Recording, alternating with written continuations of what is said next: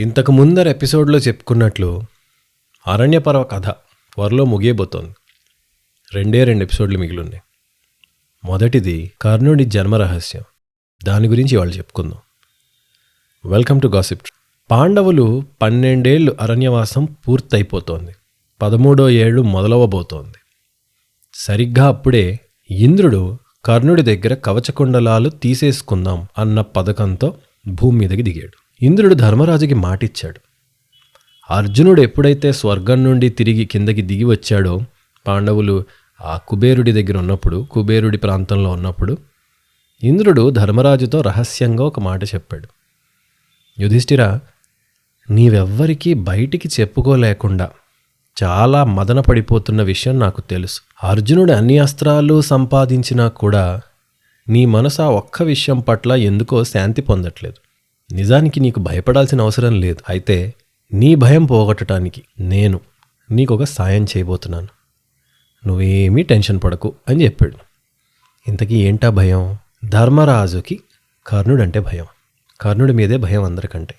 దాని గురించి ఎందుకో మనం ఇంతకుముందు ఎపిసోడ్లో ఒకసారి చెప్పుకున్నాం. కాబట్టి కర్ణుడి దగ్గర కవచ కుండలాలని ఇంద్రుడు తీసేసుకుందామన్న ప్లాన్ వేశాడు, పథకం వేశారు. వేసి భూమి మీదకి వెళ్దామని నిశ్చయించుకున్నాడు. అయితే ఒకనాడు రాత్రిపూట కర్ణుడు తన మందిరంలో మెత్తటి పరుపులపైన హాయిగా సుఖంగా పడుకొని నిద్రపోతున్నాడు. కర్ణుడి తండ్రి అయిన సూర్యుడు అతనికి మేలు చేద్దామని ఇంద్రుడి తలపుని గ్రహించి, ఇంద్రుడు ఇలా వచ్చి కర్ణుడి దగ్గర కవచాన్ని కుండలాలని తీసేసుకుండబోతున్నాడు అని తెలిసి కర్ణుడికి కలలో దర్శనమిచ్చాడు. ఎలా దర్శనమిచ్చాడు? అద్భుతంగా, దివ్యంగా, అందంగా మెరిసిపోతూ ఒక బ్రాహ్మణుడి రూపంలో కర్ణుడి కలలో దర్శనమిచ్చాడు సూర్యుడు. దర్శనమిచ్చి, నాయనా కర్ణ, త్వరలో నీ దగ్గరికి ఇంద్రుడు రాబోతున్నాడు. వచ్చి ఎవ్వరూ కూడా అడగని ఒక మహాదానాన్ని అడగబోతున్నాడు. నాకు తెలుసు నీ గురించి. నువ్వు ఇటీవలే ఒక వ్రతాన్ని పట్టావు. ఎవరు ఏది అడిగినా ఇస్తానని, ముఖ్యంగా బ్రాహ్మణులు ఎలాంటి దానం అడిగినా కాదనకుండా ఇస్తానని వ్రతం పట్టావు. అలాగే నువ్వు సత్యవ్రతుడివి. ఇచ్చిన మాట నుండి పక్కకి తప్పుకోని చారిత్రం కలవాడివి. అందుకని చెప్తున్నాను, దయచేసి ఇంద్రుడికి నీ కవచాన్ని కుండలాలని ఇవ్వద్దు అని చెప్పాడు. కర్ణుడు కలలో ఆ బ్రాహ్మణునిలాగా వచ్చిన సూర్యుడితో మాట్లాడాడు. అయ్యా, మీరెవరు? ఇంత అద్భుతమైన తేజస్సుతో వెలిగిపోతున్నారు. నా గురించి, నా శ్రేయస్సు కోరి ఇలా నా దగ్గరికి వచ్చి ఈ విషయాన్ని మీరు ఎందుకు చెప్తున్నారు? ఇవన్నీ అడిగాడు. నాయనా, నేను సూర్యభగవానుణ్ణి. నీవు నిత్యం నేనంటే ఎంతో భక్తి శ్రద్ధలతో నన్ను పూజిస్తూ ఉంటావు. ఒక భక్తుణ్ణి కాపాడుకుందామన్న ఉద్దేశంతోనే వచ్చాను. నీకున్న కవచము కుండలాలు నీ ఆయుష్ని ఎవరూ హరించకుండా నిత్యం కాపాడుతూ ఉంటాయి. నీ కవచ కుండలాలు అమృతంతో చేయబడినవి. ఆ కుండలాలను నువ్వు పెట్టుకున్నంత వరకు నీ ఆయుష్ క్షీణించకుండా ఆరోగ్యంగా ఉంటుంది. ఆ కవచాన్ని నువ్వు ధరించినంత వరకు నీకెలాంటి గాయమైనా కూడా నీ ప్రాణాలు తీయదు. నీవు మనస్సులో అర్జునుడిని నీ ప్రధాన శత్రువుగా ముందు నుంచి పెట్టుకున్నవాడివి. దానికోసమని చెప్పే ఎంతో ఆవేశాన్ని, కోపాన్ని పొంది నిత్యం కయ్యానికి కాలుదువ్వుతూ ఉంటావు. జరుగుతున్న పరిస్థితుల రీత్యా త్వరలో నీకు అర్జునునికి యుద్ధం రావచ్చు. అర్జునుడితో యుద్ధంలో నువ్వు చావకుండా ఉండాలంటే నీ దగ్గర ఈ కవచము కుండలాలు ఉండి తీరాలి. ఇవి ఉన్నంత వరకు నీ ప్రాణాలు ఎవరూ తీలేరు. ఈ కవచము కుండలాలు నీ ప్రాణాలు కాపాడతాయి. ఇవి లేకుండా గనక నువ్వు అర్జునుడితో యుద్ధానికి వెళితే ఖచ్చితంగా ఓడిపోయి మరణిస్తావు. అందుకని నీ కోరిక మేరకు, నీకున్న ప్రతిజ్ఞ మేరకు, నీ కోరిక ఫలించేందుకైనా సరే ఇంద్రునికి నీ కవచాన్ని కుండలాలని ఇవ్వకు. ఇంద్రుడు ఒకవేళ వచ్చి అడిగినా కూడా వేరే ఏదో దానమిస్తానని మాట మార్చి, అంటే టాపిక్ డైవర్ట్ చేసి ఎలాగోలా మాయమాటలు చెప్పైనా సరే వీటిని ఇవ్వకుండా తప్పించుకో. అవి నువ్వు ఇంద్రుడికి ఇచ్చావంటే నీ ప్రాణాలకి మహాప్రమాదం. అలా ఇవ్వద్దు అని చెప్పాడు. కర్ణుడు అది విని ఆశ్చర్యపోయాడు. అయ్యా, ఇంద్రుడే వచ్చి నా దగ్గర దానం పడితే అంతకన్నా నాకు కీర్తి ఏమన్నా ఉంటుందా? అది కూడా నా ప్రధాన శత్రువు అర్జునుని కోసం వచ్చి ఇంద్రుడు నన్ను అడిగితే ఇంద్రుడు నాకంటే తక్కువైనట్లు కదా. సాధారణంగా కూడా దానం పట్టేవాడు తక్కువ, దానం చేసేవాడు ఎక్కువ. దేవతలకే దానం చేసేంత అదృష్టము, అవకాశము అంత తేలిగ్గా కలుగుతుందా? నేను నీకు నిత్యం పూజ చేస్తున్నాను. నా మనసులో ఉన్న ఉద్దేశం అంతా నీకు తెలుసు. నా జీవితం మొత్తం నాకు కీర్తి అంటేనే అన్నిటికంటే ఎక్కువ మక్కువ. దానికోసమే నేను వేసే ప్రతి అడుగు ఇప్పటిదాకా, ఇక ముందు కూడా అంతే. అలాంటిది ఇంద్రుడే వచ్చి నా దగ్గర దానం పుచ్చుకుంటుంటే ఆ విషయం చరిత్రలోకి ఎక్కితే నాకెంతటి కీర్తి. సూర్యదేవా, యుద్ధం అంటూ వస్తే ఒకళ్ళు గెలవచ్చు, ఒకళ్ళు ఓడచ్చు. ఎవరు గెలిచినా ఎవరు ఓడినా కీర్తి అందరిది. కానీ యుద్ధానికి ముందు తెలిసి నా కవచాన్ని, కుండలాలని ఇంద్రుడంతటి వాడికి దానమిచ్చానన్న కీర్తిని చూశావు. అది చరిత్రలో ఎప్పుడూ చెరిగిపోదు. అలాంటి అవకాశం నాకొస్తే దాన్ని ఇవ్వద్దంటావా? లేదు. నిజంగా నువ్వు చెప్పినట్టు ఇంద్రుడే వచ్చి అడిగితే ఖచ్చితంగా నేను దానం చేస్తాను. నన్ను క్షమించు. నీ మాట కాదనటానికి నాకు వేరే ఎలాంటి ఉద్దేశమూ లేదు. అది విని సూర్యుడు తలగొట్టుకుని, కర్ణ, నేను చెప్పే ఈ విషయాన్ని నువ్వు మరీ తేలిగ్గా తీసుకుంటున్నావు. దీనిలో ఒక దేవరహస్యం ఉంది. అది ఎవరికీ తెలియంది. బహుశా నీకు త్వరలో తెలుస్తుంది.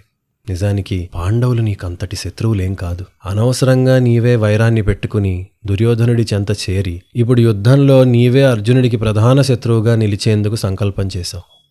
కానీ నిజానికి వారు నీకంతటి శత్రువులు కాదు. ఆ విషయాన్ని నేను నీకు చెప్పకూడదు కాబట్టి చెప్పట్లేదు. నా మాట విను.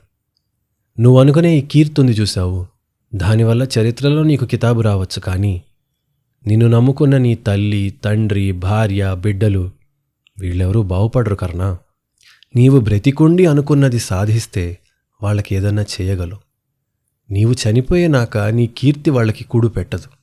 మానవుడెప్పుడూ కూడా ఈ కీర్తి, గొప్ప పేరు అనే దాని వెంటపడి తన కర్తవ్యాన్ని మరిచి పక్కదారి పడతాడు.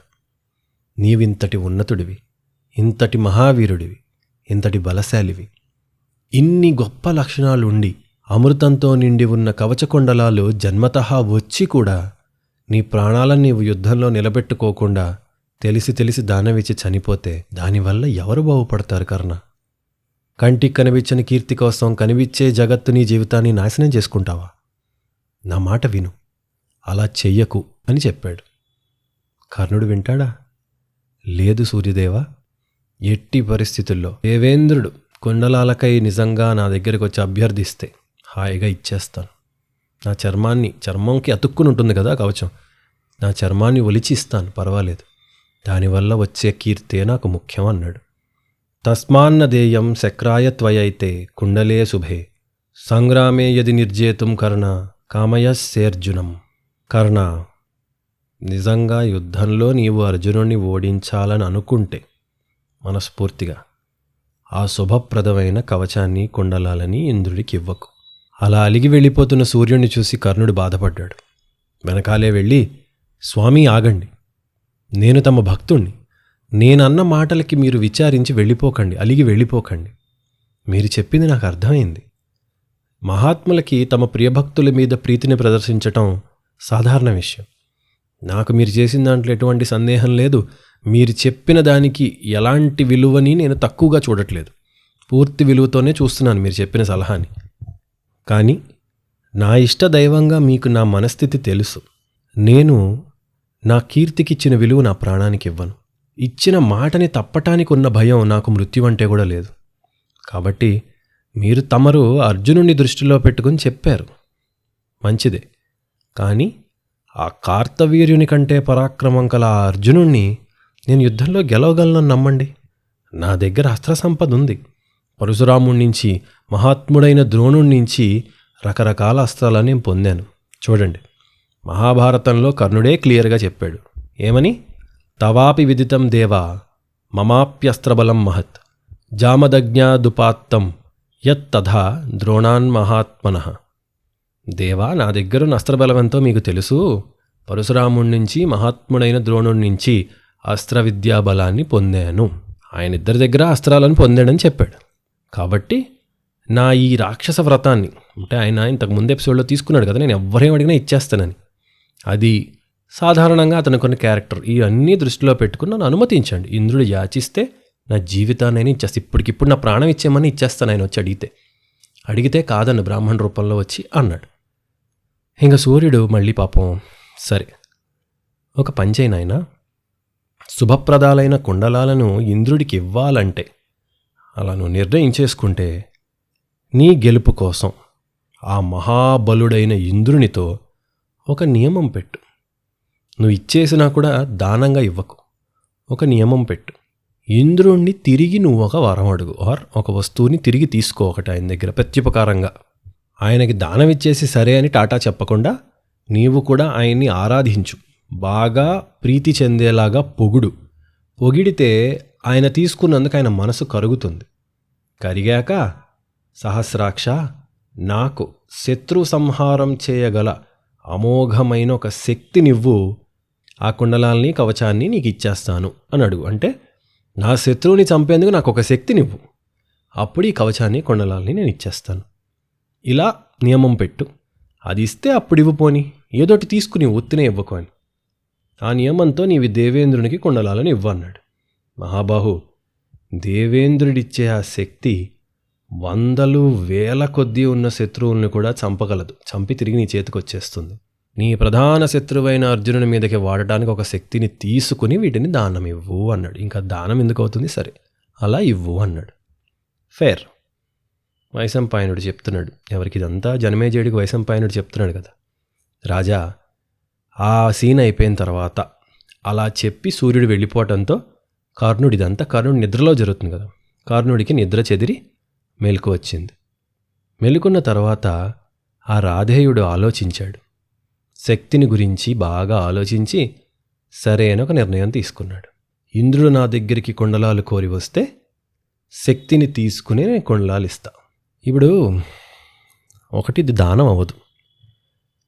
మీరేంటంటే మహాభారత కథ వినేవాళ్ళందరికీ, అర్జునుడి ఫ్యాన్స్ అయినా కర్ణుడి ఫ్యాన్స్ అయినా, నాకు నా ప్రయారిటీస్ ఉన్నాయి. మనం అర్జున వర్సెస్ కర్ణ ఎపిసోడ్ చేసుకున్నాం కదా, అందులో నేను క్లియర్గా కర్ణుడిది తప్పు అని, అర్జునుడు ధర్మం వైపు ఉన్నాడు కాబట్టి అర్జునుడిది రైట్ అన్న కైండ్ ఆఫ్ ఆర్గ్యుమెంటే చేశా. నేనేమి డిప్లొమాటిక్గా అటు ఇటు లేకుండా తెలివిగా ఏమీ మాట్లాడలా. ఎందుకంటే నా వాదన అంతా, నా ఇంటర్ప్రిటేషన్ అంతా కూడా పూర్తిగా వ్యాస మహాభారతాన్ని ఆధారంగా చేసుకుని, రీసెంట్గా ఈ మధ్యనే మామూలుగా నేను ఎప్పటి నుంచో మన గరికపాటి వారిది, చాగంటి కోటేశ్వరరావు గారిది, వాళ్ళకి ఏకలవ్య శిష్యుల్లాగా వచ్చేవాళ్ళమే కదా అందరం. వాళ్ళు చెప్పే కథలు వినే పెరిగాం, వాళ్ళు చెప్పే కథలు వినే మోటివేషన్ తెచ్చుకుని చదివాం. ఇవన్నీ ఉండి కూడా ఎప్పుడూ ఒక విషయం అనిపిస్తుంది, ఒక్కొక్కసారి ఒక్కొక్కటి మాట్లాడుతుంటారు వాళ్ళు. అంటే సందర్భానుసారంగా కొన్నిసార్లు కర్ణుడిలో పాజిటివ్స్ చెప్తారు, కొన్నిసార్లు కర్ణుడిలో నెగిటివ్స్ చెప్తారు, కొన్నిసార్లు అర్జునుడిని ఎక్కువ అంటారు, కొన్నిసార్లు కర్ణుడేం తక్కువ వాడు కాదంటారు, కొన్నిసార్లు కృష్ణుడే అన్నీ అంటారు. సందర్భాన్ని బట్టి వాళ్ళు మాట్లాడతారు, ఆడియన్స్ని బట్టి మాట్లాడచ్చు.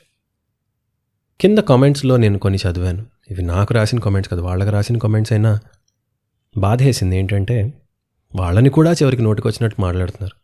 ఏంటంటే ఒక్కొక్క దాంట్లో ఒక్కొక్కటి చెప్తున్నావు, నీకన్నా తెలుసా తెలీదా అన్నట్టు కామెంట్స్ ఉన్నాయి. ఒకటే ఒపీనియన్ ఏంటంటే, ఇవి వ్యాసుడు రాసిన, తెలుగులో నన్నయ్య గారు, తిక్కన్న, ఎర్రాప్రగడ, వీళ్ళు ఎవరు రాసినా కూడా పండితులు రాసినది, ఋషులు రాసినవి, వాళ్ళ మనసులో ఒక అభిప్రాయం పెట్టుకుని రాయలేదు కదా, వీళ్ళు జరిగింది రాశారు. ఎందుకంటే at the end of the day this is history. మనుషులు వీళ్ళ జీవితాల్లో జరిగిన కథ ఇది, వాటినే వీళ్ళు రాశారు. అసలు ఇదంతా మాత్రం నిజమని గ్యారెంటీ ఏముందనే వాదనలు కూడా ఉన్నాయి. అంటే మూలమే తప్పంటే ఇంక వాదించేందుకు ఏం లేదు. ఆ ఆర్గ్యుమెంట్ నేను తేను. కానీ ఇది జరిగింది, Vyasa Mahabharatam is the authentic source అని మాట్లాడుతూ at the end of the day ఇవన్నీ మనుషుల జీవితాలు. మనుషులు అన్నాక నలుపు ఉంటుంది, తెలుపు ఉంటుంది. పైగా మళ్ళీ చెప్తున్నా, మనం అసలు వాళ్ళని కూర్చొని కనీసం దుర్యోధనుడిని, శకునిని, ధృతరాష్ట్రుడిని వీళ్ళెవరిని జడ్జ్ చేసే పరిస్థితుల్లో కూడా మనం లేము. ఎందుకంటే వాళ్ళకంటే ఒక 60-70 ఫ్లోర్ల కింద అధఃపాతాళంలో ఉన్నాయి మన వ్యక్తిత్వాలన్నీ కూడా. అందుకని కథ చదివి మీరు కర్ణుడిని ఇవాళ రోజున ఎవరితో కంపేర్ చేయకండి. అందరికన్నా ఎక్కువే కర్ణుడు ఇవాళ రోజు వాళ్ళతో పోల్చుకుంటే. కర్ణుడిని ఆ కాలం పాత్రలతో పోల్చండి, ఆ కథని ఆ కథతో అర్థం చేసుకోండి. అర్జునుడిని ఇవాళ దాంతో పోల్చుకుని, కర్ణుడు ఇవాళ వాటితో పోల్చుకుని వాళ్ళని అవమానించకండి. 1, 2 ఇందాక అనుకున్నది, మనిషి జీవితం అంటే బ్లాక్ అండ్ వైట్ ఉండదు. It's a rainbow. ఎన్నో రంగులు ఉంటాయి. మనిషి ఏకాంతంలో ఉన్నప్పుడు మంచిగానే ఉంటాడు ఎప్పుడు, లేదా మనిషి ఒక మనిషితో ఉన్నప్పుడు, తన క్లోజెస్ట్ పర్సన్తో ఉన్నప్పుడు సాధారణంగా మంచిగానే ఉంటాడు.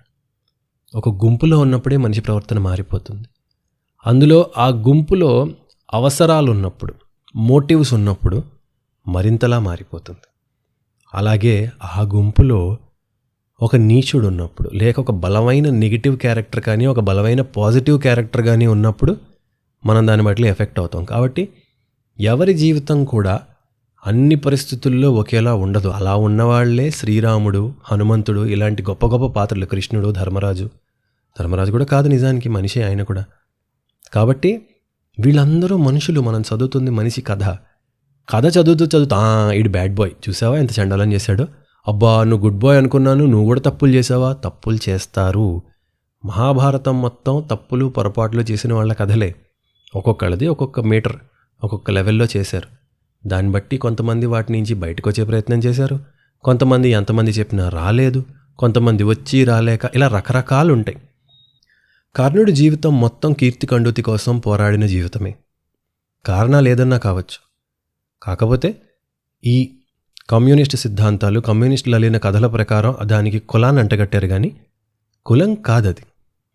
ఎప్పటికప్పుడు మారుతున్న సమాజంలో మనుషుల అభిప్రాయాలు, వ్యక్తిత్వాలు మారుతుంటాయి. కర్ణుడి జన్మే ఒక పొరపాటు. అక్కడి నుంచి అతని మనస్తత్వం మరొక పొరపాటు. He has a week mind. దానివల్ల ఆయన తీసుకున్న చాయిస్లు, అన్నిసార్లు ఆయన చాయిస్ల వల్లే కాదు, ఆయనకు అదృష్టం కూడా లేదు. బికాజ్ చాలామంది తప్పులు ఎన్ని చేసినా తప్పించుకోవడానికి అవకాశాలు దొరుకుతాయి. కానీ కర్ణుడికి చేసిన ప్రతి తప్పుకి శిక్ష పడిపోయింది. అతని దురదృష్టం.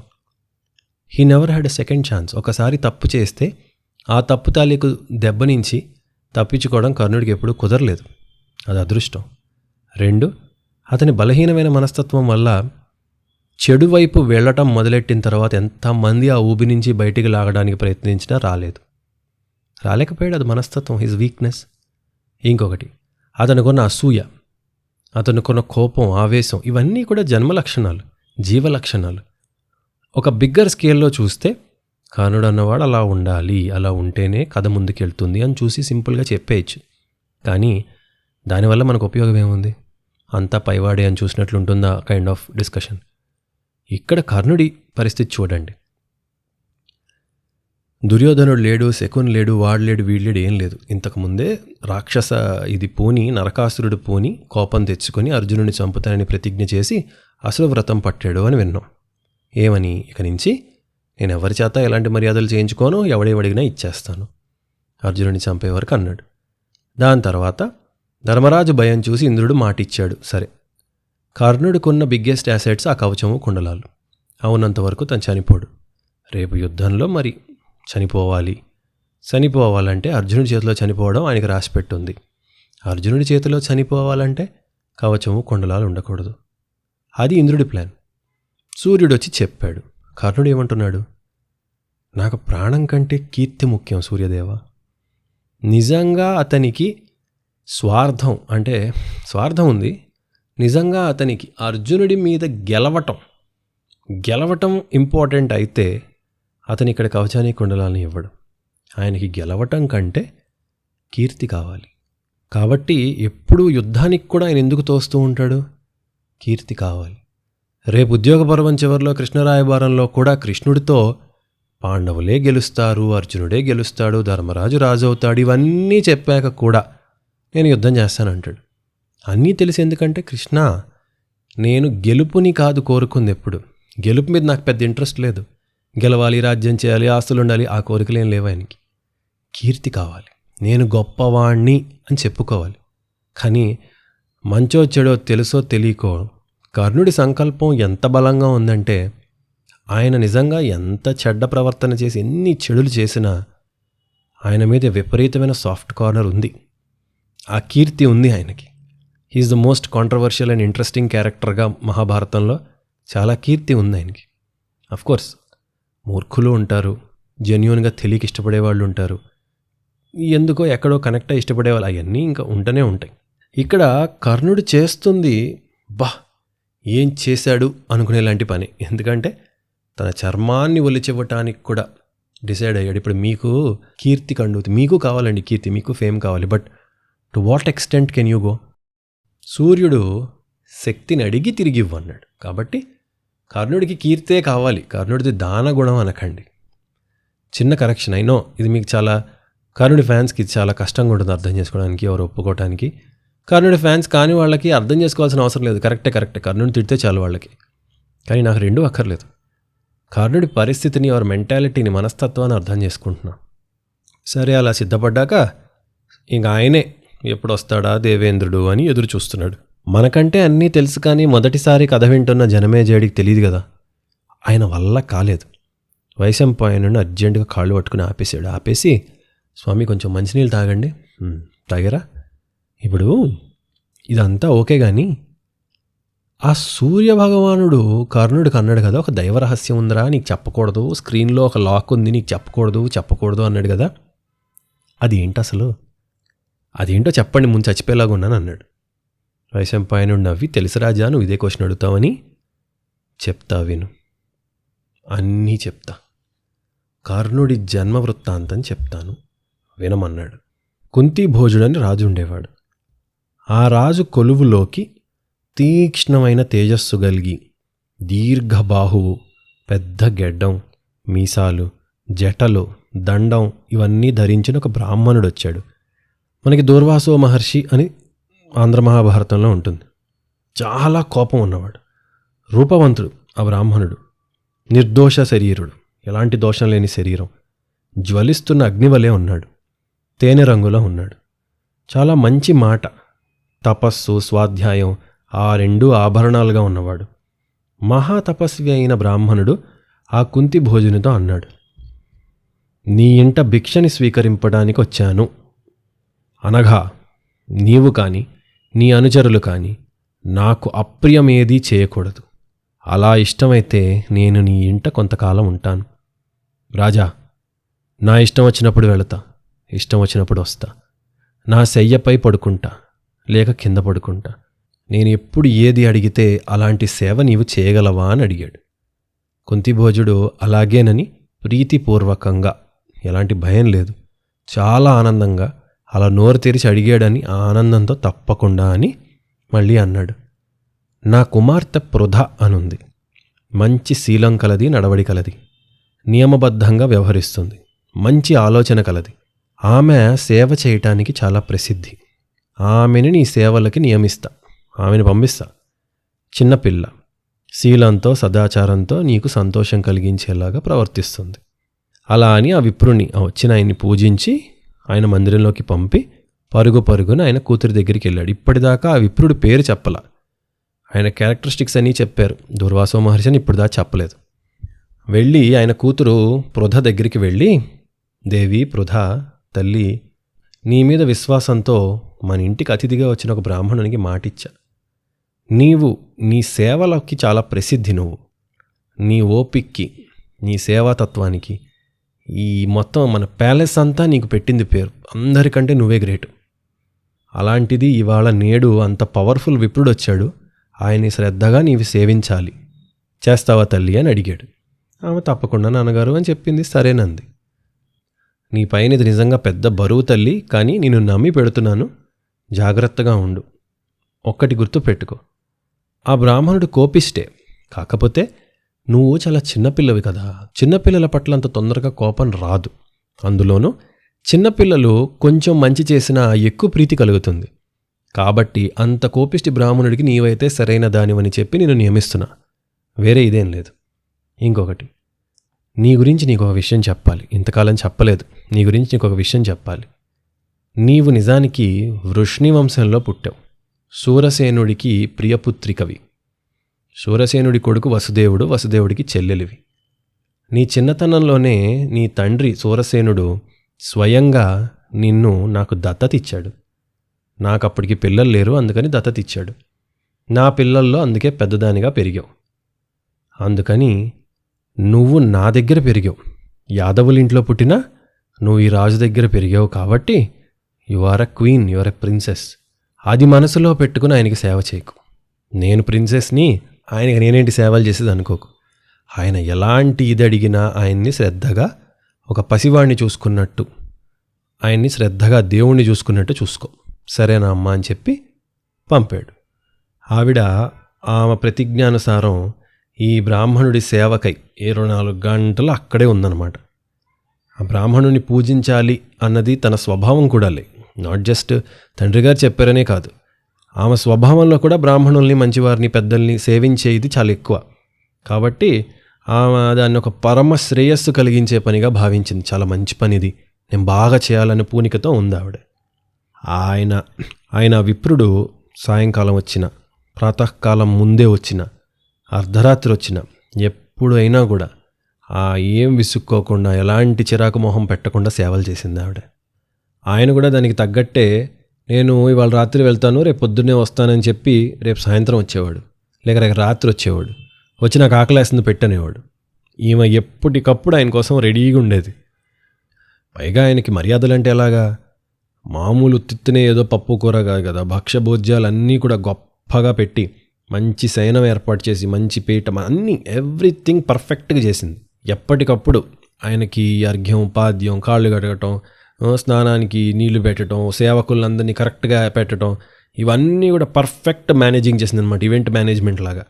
ఆయన అంత చేసినా కూడా కొన్నిసార్లు విసుక్కునేవాడు. ధిక్కరించిన, దోషారోపణ చేసిన, కాస్త ఏమైనా విసుక్కున్న, అప్రియంగా మాట్లాడినా కూడా ఒక్కసారి కూడా కై కూడా అనలేదు. అంత ఓర్పుతో ఉంది. కొన్నిసార్లు ఆ ద్విజుడు ఒక పనికి రెండో పనికి అసలు గ్యాప్ లేకుండా టకటక చెప్పేవాడు. అవి కూడా ఎలాగ ఫెయిల్ అవ్వకుండా చేసేది. ఆమె ఎంత ఫెయిల్ అవ్వకుండా చేసినా ఆయన సర్లే ఓకే నెక్స్ట్ అని చెప్పేవాడు తప్ప మెచ్చుకునేవాడు కాదు. బట్ స్టిల్ ఆమె ఎలాగ ఏమీ అనుకోకుండా, ఆమె స్వభావంతో, ఆవిడ నడవడితో, ఏకాగ్రతతో అసలు చాలా ఇంప్రెస్ చేసేసింది. ఆ ద్విజోత్తముడు చాలా ఆనందించాడు, చాలా చాలా చాలా సంతృప్తి పడ్డాడు. అప్పుడు ఆమెకి ఏదో మంచి చేయాలని ఆలోచించాడు ఆయన. ఓకే, ఈ తండ్రి ఎవరైతే ఉన్నారో కుంతిభోజుడు, పొద్దున, మధ్యాహ్నం, సాయంత్రం ప్రతి పూట ఆమెను అడిగేవాడు, అమ్మా ఆయన వచ్చిన ఆయన నీ సేవలకు ఆనందిస్తున్నాడా, ఆయనకేమి ఇది కలగట్లేదు కదా అని. రాజు కూడా చూసుకున్నాడు, ఆయన వదిలేదు. చాలా ఆనందిస్తున్నారు నాన్న అని చెప్పి తండ్రికి చెప్పేది. సో అంత బాగుందన్నమాట. అలా 1-2 రోజులు కాదు, సంవత్సరం పాటు ఉన్నాడు ఆయన. అలా సంవత్సరం పాటు ఆ మునివర్యుడైన బ్రాహ్మణునికి ఆ పృథ తన పరిచర్యలతో ఎలాంటి లోపం లేకుండా చూసుకుంది. దాంతో ఆయన విపరీతంగా ఆనందించేసి, భద్ర నీ పరిచర్యతో ఎంతో ప్రీతి పొందా, కాబట్టి కళ్యాణి మానవులకి పొంద సాధ్యం కాని వరాన్ని నీకేదోటిస్తా, కోరుకోమంది. ఆవిడ కుంతి సిగ్గుపడుతూ, వేదవిత్తమా బ్రాహ్మణుడా, నా సేవలకి తమరు సంతోషిస్తే నా కోరికలన్నీ తీరినట్లే. నాకెలాంటి కోరికలు, నేను ఎక్స్ట్రీమ్లీ హ్యాపీ, ఎక్స్టసీలో ఉన్నా, కాబట్టి నాకు నీ వరాలతో ఎలాంటి పని లేదు, నాకేమీ వద్దంది. ఆయన ఆలోచించి, సరే నేనైతే ఉత్త చేతులతో వెళ్ళను, నువ్వేమీ అడక్కపోతే నేను ఇచ్చింది తీసుకుంటావా అన్నాడు. సరే ఇవ్వమంది. ఆయన ఏమన్నాడు, యం దేవం త్వమేతేన మంత్రేణ ఆవాహయష్యసి తేన వసే భద్రే స్థాతవ్యం తే భవిష్యతి. అమ్మా సరే ఇదిగో భద్ర, నీకొక మంత్రం ఇస్తున్నా. ఈ మంత్రంతో నువ్వు ఏ దేవతలను ఆహ్వానిస్తే ఆ దేవతలు నీ ఆధీనంలో ఉంటారు. అకామో వా సకామో వా సమేష్యతి తే వసే విబుద్ధో మంత్రశంశాంతః భవేద్భృత్య ఇవానతః. ఇష్టమున్నా లేకపోయినా ఆ దేవుడు నీ మంత్ర ప్రభావంతో శాంతుడై, వినయుడై, సేవకుని వలె నీకు అధీనుడై ఉంటాడు. అలాంటి వరం ఇచ్చాడు. అప్పుడు మరి ఆ కుంతీదేవి కాదనలేకపోయింది. సరే మరి ఇస్తున్నాడు, తీసుకోవాలి, మళ్ళీ లేకపోతే శపిస్తాడు అనుకుని, అప్పుడు ఆ బ్రాహ్మణుడు ఆ చిన్నపిల్ల అయిన పృథకు ఆ మంత్ర సముదాయాన్ని ఉపదేశించాడు. మీరు చూడండి, వచ్చి పిల్లోడిస్తాడనేం లేదు. ఏ దేవుణ్ణి పిలిస్తే ఆ దేవుడి నీ వశంలో ఉంటాడు. He should abide by your thing, he is obliged to come and do what ever you ask అన్నాడు. అంతే. ఆ మంత్రాన్ని పృథకు ఉపదేశించి, ఆ బ్రాహ్మణుడు, రాజా నీ ఇంట సుఖంగా ఉన్నానయ్యా, నీ కుమార్తె నిరంతరాయంగా చూపించిన ఆదరణతో నేను చాలా సంతోషించా, చాలా బాగుంది, నేను వెళ్ళొస్తానని కుంతిభోజుడికి చెప్పలా కుంతీదేవికి వరం ఇచ్చానని. నేను ఆయన గిఫ్ట్ ఇచ్చాను, అదొక సీక్రెట్గా ఆమెకి ఇచ్చాడు. ఆ రాజు కుంతిభోజుడు కూడా చాలా సర్ప్రైజ్ అయ్యాడు. అసలు ఇంత చిరాకు, ఇంత టైట్ పర్సను, ఇంత రాడ్ క్యాండిడేట్ ఋషి ఇంప్రెస్ అయిపోయాడు నా కూతురు పట్ల అని. అంత చిన్నపిల్ల భలే హ్యాండిల్ చేసావమ్మా అని మెచ్చుకుని హ్యాపీగా వెళ్ళి నిద్రపోయాడు. ఆ ద్విజశ్రేష్ఠుడు వెళ్ళిపోయాడు. వెళ్ళిపోయిన తర్వాత మరి చిన్నపిల్లకేమో మంత్రం ఇచ్చాడు. మళ్ళీ చెప్తున్నా, ఇక్కడైతే మహాభారతంలో అయితే చదివాం కూడా శ్లోకాలు, నీకొచ్చి బిడ్డనిస్తాడని ఎక్కడా లేదు. ఋషి అంత నాన్ సెన్స్ వరం ఇవ్వలేదు, టు బీ ఆనెస్ట్. ఆయన ఎక్కడా కూడా నువ్వు ఎవరిని తలుచుకుంటే ఆయన వచ్చి పిల్లల్ని ఇస్తారని ఇవ్వలేదు. ఆయన ఏమన్నాడు, ఆ దేవత నీకు వశమై ఉంటాడు, ఆయన వచ్చి నువ్వేమడిగితే చేస్తాడు అన్నట్టు చెప్పి వెళ్ళిపోయాడు.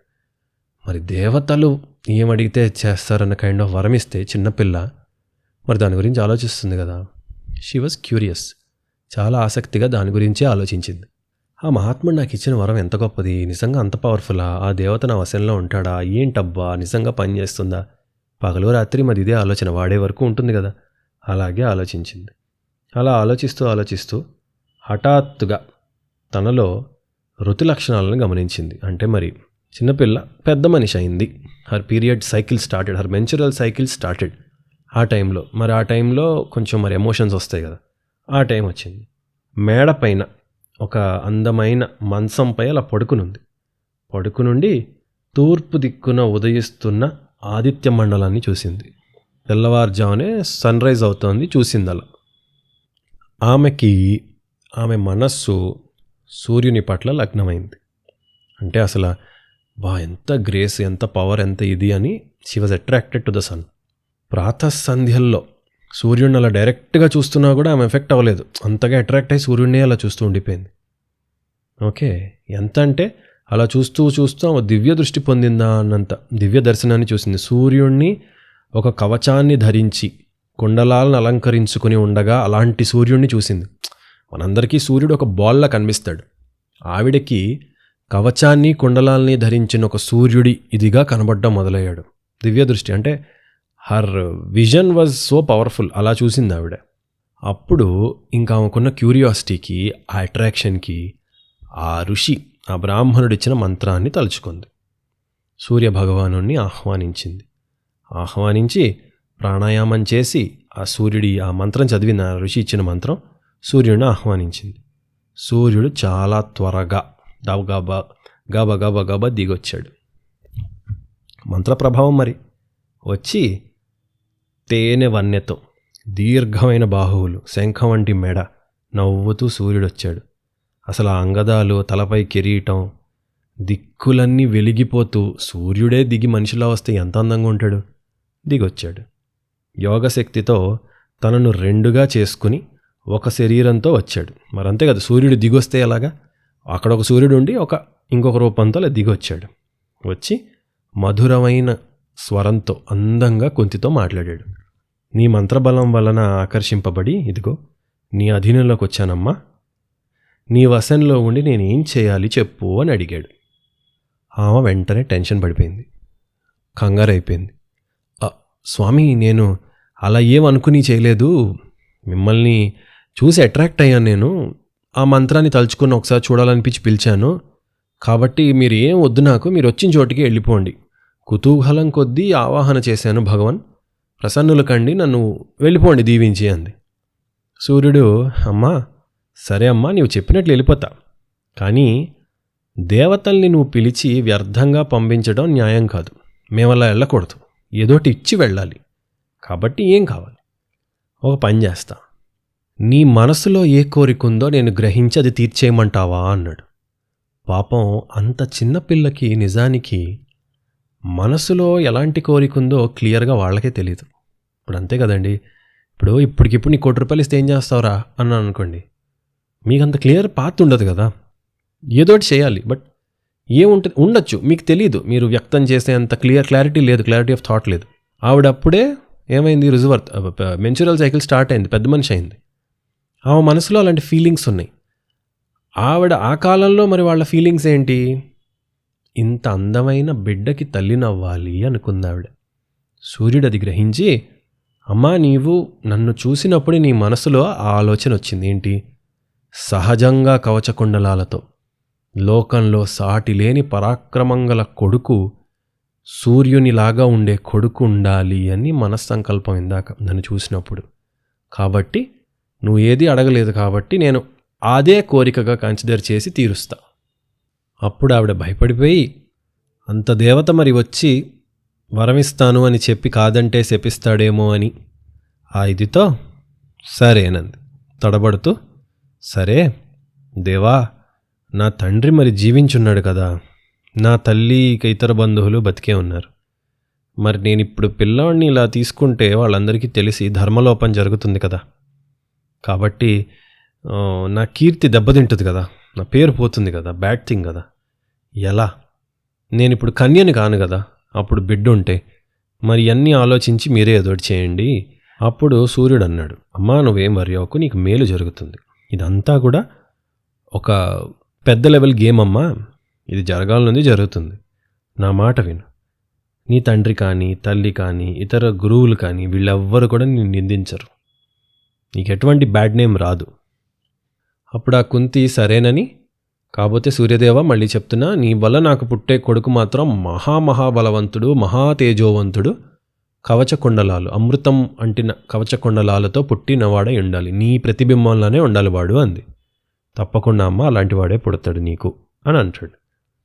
అప్పుడు సూర్యుడు అన్నాడు, అమ్మ అదితి నాకు అమృతం నిండిన కుండలాలని కవచాన్ని ఇచ్చింది, వాటిని నీ కొడుక్కి కూడా ప్రసాదిస్తాను నేను, సరేనా, డోంట్ వరీ. ఆంధ్ర మహాభారతంలో దివ్యంగా బిడ్డని ఇచ్చేసి వెళ్ళిపోయాడు అన్నట్లు ఉంటుంది, కానీ వ్యాస మహాభారతంలో ఈవిడ 10 నెలలు గర్భాన్ని ధరించి ఆవిడ కన్నది కర్ణుణ్ణి. సూర్యుడు ఆమెలోకి ఆయన దీన్ని వీర్యస్థాపన చేశాడు, ఆయన ఎనర్జీని. ఆవిడ దాన్ని బిడ్డగా మోసి 10 నెలలు మోసి కన్నది. ఆవిడ గర్భాన్ని పాపం కప్పిపుచ్చుకుంటూ, ఒకటి మీరు అనుకోవచ్చు, అబ్బా సంవత్సరం పాటు అసలు ఎవడికి కనబడకుండా ఎట్ట తిరిగిందబ్బా అనుకోవచ్చు. ఆ కాలంలో ఆడవాళ్ళు ఏమలా బయట తిరిగేవాళ్ళు కాదు కదా. మహారాణిని యువరాణిని వీళ్ళందరూ ఎప్పుడో కానీ చూసేవాళ్ళు కాదు, ఆ ఇంటర్నల్ మెంబర్సే చూసేవాళ్ళు. వాళ్ళ దగ్గర మేనేజ్ చేసుకుంది. మేబీ ఆమె ఇంటర్నల్ సర్కిల్కి ఏమైనా తెలిసేమో, వాళ్ళు సీక్రెట్గానే ఉంచుంటారు. బట్ ఇక్కడైతే రాసింది ఏంటంటే వ్యాస మహాభారతంలో, బంధువుల భయం వలన ఆవిడ ఆ పృథ గర్భాన్ని కప్పిపుచ్చుకుంటూ ఎవ్వరూ గమనించకుండా తిరిగిందిట. ఓకే, ఒక్క దాది తప్ప మరే స్త్రీ కూడా ఆ గర్భాన్ని గుర్తించలేదు. ఆమె ఎప్పుడూ కన్యలంతఃపురంలోనే గడుపుతూ చాలా నేర్పుగా రహస్యంగా ఉంచిందది. కొంతకాలానికి ఆ సుందరి సూర్యదేవుడి అనుగ్రహం వలన కన్యగా ఉంటూనే దేవత లాంటి కొడుకుని కన్నది. ఆవిడ అడిగినట్టే ఆ పసివాడు fresh cake, fresh bread oven నుంచి వచ్చినట్టు బంగారమైన కవచంతో, అందమైన చిన్ని కుండలాలతో, అసలు ఎంత అందంగా, ఎంత ముద్దుగా, ఎంత బ్యూటిఫుల్గా ఉన్నాడో. ఆ శిశువు కళ్ళు సింహం కళ్ళ వలె ఉన్నాయి. అతని భుజాలు అంత చిన్నవాడికే ఓకే ఎద్దు మూపుల్లా ఉంటాయి అన్నట్లు ఉన్నాయి. అంటే అంత పర్ఫెక్ట్గా పుట్టాడు కర్ణుడు. మరి అసలు మామూలుగానే అన్ని మాసాలు మోసిన తల్లికి బిడ్డని చూసుకుంటే ఒక ఆనందం, ఇప్పుడు పైగా ఎలాంటి వాడు పుట్టాడు. అసలు అంత అందంగా ప్రపంచంలో ఎవడూ లేడు, అలాంటి కొడుకు పుట్టాడు. మరి చూసుకుని ఆవిడ ఎంత మురిసిపోవాలి. మురిసిపోయే ఛాన్స్ ఎక్కడిది? బాధ. మరి ఏంటి, వీడిని పబ్లిక్గా నేను చూపించలేను, దాచుకుని సీక్రెట్ సన్ వీడు నాకు. ఏం చేయాలి అసలు, ఏంటి దోల్ నాకు. నేను సూర్యుడిని ఎందుకు తలుచుకున్నాను, ఆయన వచ్చాడు ఇలా ఇచ్చాడు ఒప్పుకున్నాను, ఏంటిదంతా నాకని పాపం చాలా బాధపడింది. నా తప్పే. ఇప్పుడు నాకు తెలుసు కన్యగా ఉండి బిడ్డని కనకూడదని, నాకు కనే ఇంట్రెస్ట్ కూడా లేదు. అలా ఉన్నదాని మనసులో అది తలుచుకుంటూ సూర్యుడిని ఎందుకు చూశాను, నేను ఆయన్ని పిలిచి ఎందుకు ఇదంతా అని మళ్ళీ పదే తలుచుకుని పాపం ఏడ్చింది. అలా ఏడ్చి ఇంక తప్పక అక్కడ దగ్గరలో అశ్వనది నది ఉంది. ఒక పెట్టెలో ఆ బిడ్డని పెట్టి ఆ నది దగ్గరికి తీసుకెళ్ళి ఏడుస్తూ ఆవిడ అందనమాట. ఏమని? బిడ్డ, జలచర, గగనచర, భూచర అంటే గాల్లో ఎగిరేవి, నీటిలో ఉండేవి, భూమి మీద ఉండేవి, ఈ ఏవి కూడా నేనేమీ చేయకుండా నీకు శుభం కలుగుగాక. రక్ష పెడుతోంది, మరి వదిలేస్తోంది వాడిని నదిలో, డేంజర్ కదా, మరి నీకు శుభం కలుగుగాక అని తల్లి రక్ష పెడుతోంది. నీకు శత్రువులు ఎవరూ లేకుండుగాక, ఒకవేళ ఉన్నా వాళ్ళు నీకు ద్రోహం చేయకుండా ఉండుగాక. జలాధిపతి అయిన వరుణుడు నీటిలో నిన్ను కాపాడాలి, ఆకాశ మార్గంలో ఉన్న వాయుదేవుడు నిన్ను కాపాడాలి, బిడ్డ నీ తండ్రి అయిన సూర్యుడు నిన్ను కాపాడాలి. ఇలా ఆదిత్యులు, వసువులు, రుద్రులు, సాధ్యులు, విశ్వేదేవతలు, మరుత్తులు అంటే ఆవిడ దేవతల లిస్ట్ అంతా చదివి వాళ్ళందరూ నీకు రక్షణ అన్నా, నా బంగారు తండ్రి నేను వదిలేయాల్సి వస్తుంది, నా కర్మ, నిన్ను చూస్తూ ఇలా చేయాల్సి వస్తుంది, నీకు రక్షమ్మ, నువ్వు ఎక్కడున్నా హ్యాపీగా ఉండాలి, some day I will find you, ఇప్పుడైతే వద్దని పంపించేద్దామని అలా అలా లక్ష్య పెట్టి వదిలింది. అలా వదిలేసి అనుకుంటోంది, నువ్వు ఎవరికి దొరుకుతావో, నువ్వు ఒక మంచి ఫ్యామిలీకి దొరకాలి నాన్న, నిన్ను పెంచుకున్న తల్లి ధన్యురాలు, నువ్వు ఆకలితో దాహంతో ఉంటే ఆ తల్లి నీకు పాలివ్వగలగాలి, చక్కగా ఆ తల్లి దగ్గర ఆ తండ్రి దగ్గర చక్కగా ఆ తల్లిదండ్రుల దగ్గర నువ్వు హాయిగా పెరగాలి నాన్న అని మనసులో అనుకుంటూ దీవించుకుంటూ ఇంకా అనుకుంది, నువ్వు దొరికే ఆ తల్లి ఎన్ని కలలు కంటే నువ్వు దొరికావు, అసలు నీలాంటి బిడ్డ ఎవరికన్నా ఉంటాడా, నేనంటే నా కర్మకు వదులుకుంటున్నాను కానీ నువ్వు ఎవరికైతే దొరుకుతావో వాళ్ళకంటే అదృష్టవంతులు ఎవరుండరా నాన్న, తామరల వంటి విశాల నేత్రాలు, ఎర్ర తామర రేకుల వంటి కాంతితో, మంచి నుదుటితో, చక్కని జుట్టుతో నువ్వు బాగా చక్కగా ఆరోగ్యంగా పెరగాలి నాన్న, నువ్వు నేలపై పాకుతూ ఉండటం నేను చూడలేను, నడక నేర్చుకుంటూ ఉండటం నేను చూడలేను, పరిగెట్టడం ఆడుకోవటం నేను చూడలేను, నువ్వు ఆకలేస్తే తింటం నేను చూడలేను, ఇవేమీ నేను చూడలేను నాన్న, అలా వదిలేసుకోవాల్సి వస్తుంది, అవన్నీ నేను మిస్ అయిపోతున్నాను, కానీ నువ్వు ఎవరికైతే దొరుకుతావో వాళ్ళ అదృష్టవంతులు అవన్నీ చూడగలరు, కాబట్టి నాదే దురదృష్టం నాన్న, నీకేమవద్దు బంగారం అది ఇది అని మొత్తం ప్రపంచంలో ఉన్న దీవెనలన్నీ మరి అంత చిన్న పిల్ల తల్లి అయింది వాడిని వదిలేస్తూ అలా దీనురాలై ఏడ్చి ఏడ్చి ఏడ్చి వెళ్ళిపోయింది. వెళ్ళిపోయి రాజభవనంలో ప్రవేశించి మనసు రాయి చేసుకుని వదిలేసింది. ఒకటి గుర్తుపెట్టుకోండి, ఏంటంటే ఆవిడకి ఆ సంతానం అక్కర్లేదు, వద్దని, ఆవిడకి ఏం కావాలనుకుని కనలా, కాకపోతే మరి పేగులో పడి పుట్టిన వాడి మీద ప్రేమ ఉండకుండా ఉంటుందా, ఆ ప్రేమ ఇంకేం చేస్తుంది. ఆ పెట్టెలో ఉన్న శిశువు అలల మీద తేలుతూ తేలుతూ తేలుతూ గంగలో కలిసి ఆ గంగ చంపాపురికి దగ్గరున్న సూతుడి రాజ్యానికి చేరింది. అమృతం నుండి పుట్టిన దివ్య కవచం కొండలాలు అతన్ని కాపాడి అక్కడి దాకా తీసుకెళ్ళాయి. అదే సమయంలో ధృతరాష్ట్రుడికి మిత్రుడైన సూతుడు అధిరథుడు భార్యతో కలిసి గంగకెళ్ళాడు. ఆ అధిరథుడి భార్య పేరు రాధ. ఆమె లోకంలో సాటిలేని అందం ఉన్న సౌందర్యవతి, సౌభాగ్యవతి. కానీ సంతానం లేదు. సంతానం కోసం విశేష ప్రయత్నాలు చేస్తూ ఎన్నెన్నో పూజలు, హోమాలు, యాగాలు అన్నీ చేసింది. అప్పుడు ఆ గంగలో స్నానం చేయడానికి అధిరథుడును ఆవిడ వెళ్తే అనుకోకుండా దూరంగా ఆ అలలపైన కొట్టుకొస్తున్న పెట్టెని చూసింది. ఆ పెట్టె చుట్టూ రక్షణగా కట్టిన కొన్ని లతలు అవి ఉన్నాయి. ఓకే, సింధూర లేపనంతో అందంగా ఉంది ఆ పెట్టె. గంగా తీరం, ఆ గంగా తరంగాల్లో కొట్టుకొస్తున్న పెట్టెను వీళ్ళు ఆపారు. దగ్గరికి వెళ్ళి ఆపారు. ఆపి ఆ పెట్టెని చాలా ఆసక్తితో పట్టుకుని ఆ అధిరథుడు ఆవిడ తీసుకొచ్చి బయటికి తెచ్చారు. ఆ పెట్టెని తీయించి రకరకాల యంత్రాల సహాయంతో ఆ పెట్టె తెరిపించాడు. అదేం ఊరికి నెల ఓపెన్ అయిపోలే. తెరిపిస్తే వజ్రంలా వెలిగిపోతూ అసలు అప్పుడే కరిగించిన బంగారంలాగా ఉన్న ఒక పసిబిడ్డ కనిపించాడు. ఇదేంటి అసలు, అంతటి బంగారు కవచంతో అలా మెరిసిపోతూ దేవతలే పంపించుంటారు వీడిని నా కోసం అనుకుని పొంగిపోయి, ఓకే వీడు నా కొడుకు అని చెప్పి పాపం వాడు ఏడుస్తున్నాడు. మరి ఆకలి కదా, ఎక్కడి నుంచో ప్రయాణం చేస్తూ వచ్చాడు. వాడు ఆకలితో ఏడుస్తుంటే నేను నా పూజలు ఫలించి ఇదిగో గంగమ్మ తల్లే ఇచ్చింది, నాకు దేవుడే ఇచ్చాడు, దేవతలే ఇచ్చారు, సూర్యుడే ఇచ్చాడు, చంద్రుడే ఇచ్చాడు అనుకుంటూ అలా ఎత్తుకోగానే ఆవిడలోని మాతృత్వం పొంగి, స్తన్యంలో పాలు పొంగి ఆ బిడ్డకి పాలిచ్చింది. ఆ క్షణమే ఆ బిడ్డ రాధేయుడయ్యాడు. వాడిని తీసుకెళ్లారు, ఆ పసిబిడ్డని ఇంటికి తీసుకెళ్లారు. సరే, ఇంక వీడు మనోడే పెంచుకోవడం మొదలుపెట్టారు. మరి పేరు పెట్టాలి కదా. బ్రాహ్మణుల్ని పిలిపించారు. చూశారు, ఏముంది, బంగారు కవచం కుండలాలు ఉన్న ఆ బిడ్డకి వసుషేణుడు అనే పేరు పెట్టారు. సో కర్ణుడి అసలు పేరు వసుషేణుడు. సో బ్రాహ్మణులు ఆ పేరు పెట్టారు. అతనికి దీని ప్రకారం జరిపించాల్సిన రిచువల్స్ అని మీరు అదే చూడండి. కర్ణుడు ఎలాంటి పేదరికంలో పెరగల అంటే అంతటి ఎమోషనల్ స్టోరీ ఆయనకి స్టార్టింగ్లో ఉన్న బేబీ, అప్పుడే పుట్టిన బేబీ, ఆయనకు అవేమీ తెలియవు. ఆయన మనసులో పెయిన్ ఏం లేదు. మీరు ఆ యాంగిల్తో చూడకండి. కుంతికి తెలుసు బాధ ఉంది, వింటున్న చదువుతున్న మనకి తెలుసు ఎమోషన్ ఉంది. కానీ కర్ణుడు లిటరల్లీ అంతటి చక్కటి రాధమ్మ ఆ తల్లి దగ్గర, ధనవంతుడు, రాజుకి మిత్రుడైన అధిరథుడు, సూతరాజు, బంగారంలానే పెరిగాడు కర్ణుడు.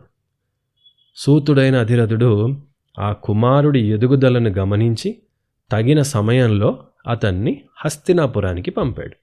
అక్కడ కర్ణుడు అస్త్ర విద్యా శిక్షణకై ద్రోణుడి శిష్యుడయ్యాడు. పరాక్రమశాలి అయిన వసుషేనుడు ఆ ద్రోణుడి శిష్యుడయ్యాడు.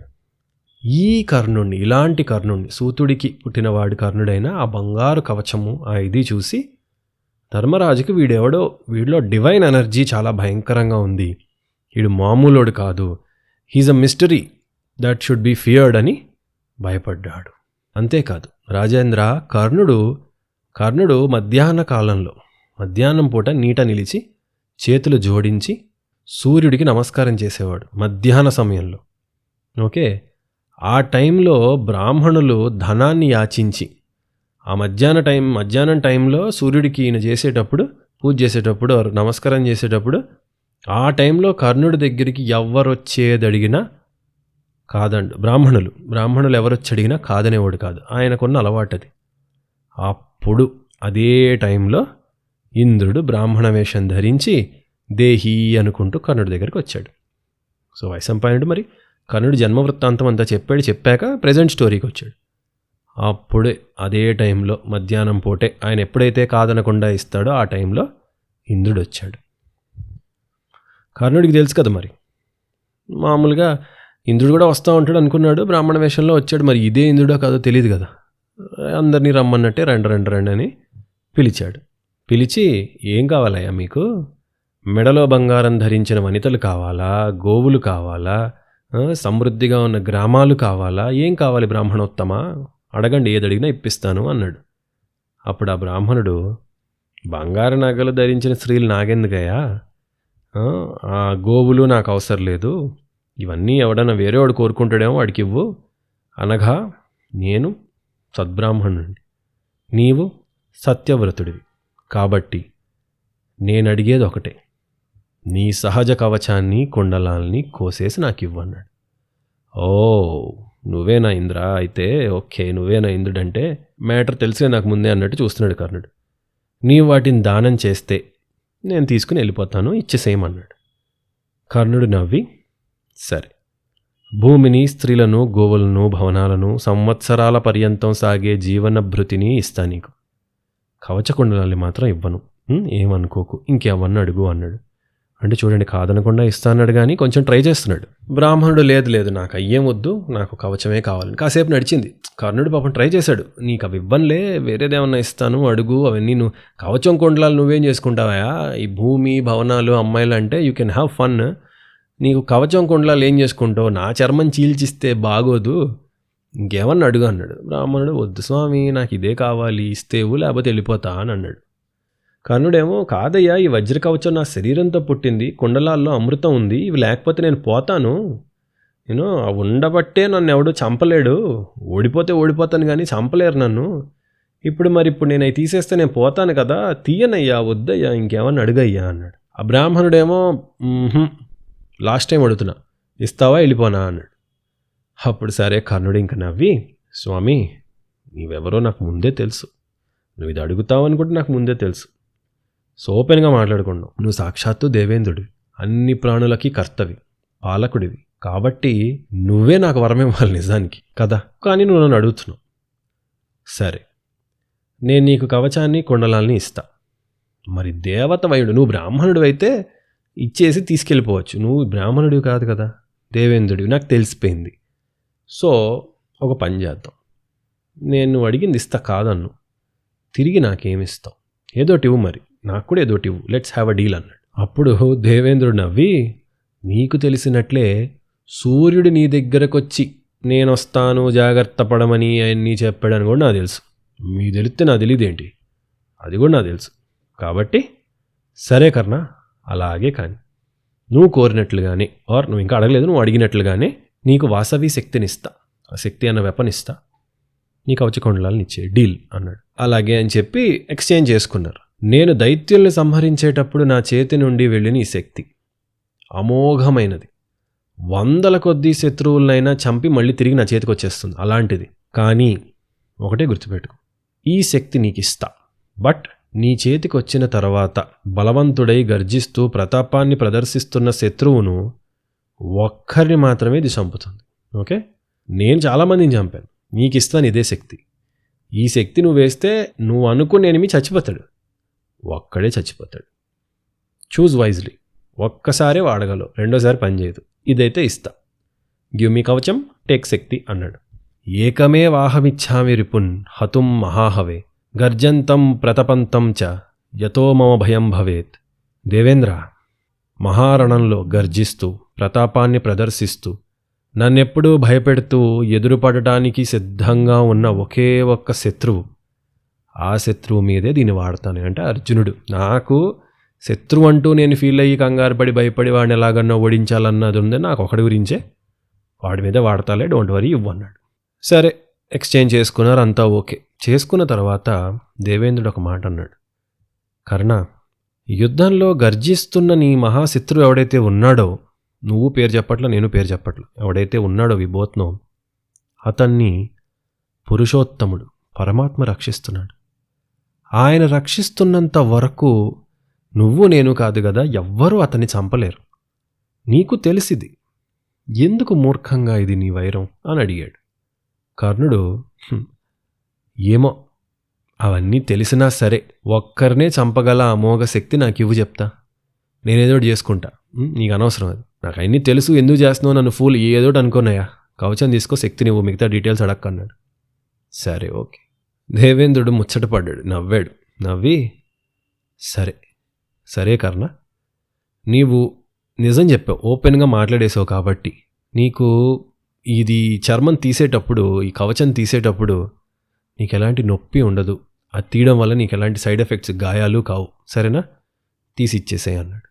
తీసి ఇచ్చేశాడు. వెళ్ళిపోతూ లాస్ట్లో ఇంద్రుడు వెనక్కి తిరిగి ఇంకొక మాట అన్నాడు, కర్ణ, మర్చిపోయా, నీ దగ్గర మరొక ఆయుధం ఉన్నప్పుడు, ప్రాణ సంకట స్థితి లేనప్పుడు, ఏమరపాటులో ఏదో శక్తి ఉంది కదా అని చెప్పి ఈ అమోఘ శక్తిని వాడావో, అది అవమానపడి తిరిగి నీ మీదకే వస్తుంది. నీ can't but life and death సిచ్యువేషన్లో ఇంక నీ దగ్గర వేరే చాయిస్ లేనప్పుడు మాత్రమే అది బాగా పనిచేస్తుంది. అదొక్కటి చెప్పడం మర్చిపోయా, గుర్తుపెట్టుకో అని చెప్పి వెళ్ళిపోయాడు. సో మొత్తానికి అలా కర్ణుడు రక్తం కారిపోతూ తన చర్మాన్ని తానే కత్తితో ఒలిచి, మీరు ఏమన్నా అనుకోండి, స్వార్థంతో చేసినా నిస్వార్థంతో చేసినా ఆయన చేసిన పని మాత్రం ఆషామాషి కాదు, అంత ఈజీ కాదు. తన చర్మాన్ని తను ఎవరు, గోల్డ్ తీసుకుంటుంటే పొరపాటున కొంచెం చర్మం కట్టయిపోతే నొప్పేస్తుంది, అంత చెస్ట్ మొత్తం ఉన్న దాన్ని చర్మం ఏదో పొటాటోకి పీల్ ఒలిచినట్టు ఒలిచి ఇచ్చాడు ఆయన, రక్తం కారిపోతుంటే. అది ఆయన మాత్రమే చేయగలడని అనుకోవాలి, ఇంకెవరూ చేయలేరేమో. సో అంత గొప్ప పని చేశాడు, దానికి తగ్గట్టు ఇంద్రుడు శక్తిని ఇచ్చాడు. అది కర్ణుడి జన్మ వృత్తాంతం. అలాగే కర్ణుడి దగ్గర కవచకుండలాలు ఇంద్రుడు తీసుకెళ్ళడం, కర్ణుడు తిరిగి శక్తి తీసుకోవటం. ఇవాళ ఎపిసోడ్ ఇక్కడితో ఆపేద్దాం. దీని తర్వాత అసలు సిస్సలు యక్ష ప్రశ్నల ఎపిసోడ్, దాన్ని నెక్స్ట్ ఎపిసోడ్లో చెప్పుకుని అరణ్య పర్వ కథని ముగించి the amazing, unbelievable, mind blowing Virata Parva కథలోకి వెళ్ళిపోదాం. సరేనా? మళ్ళీ కలుద్దాం.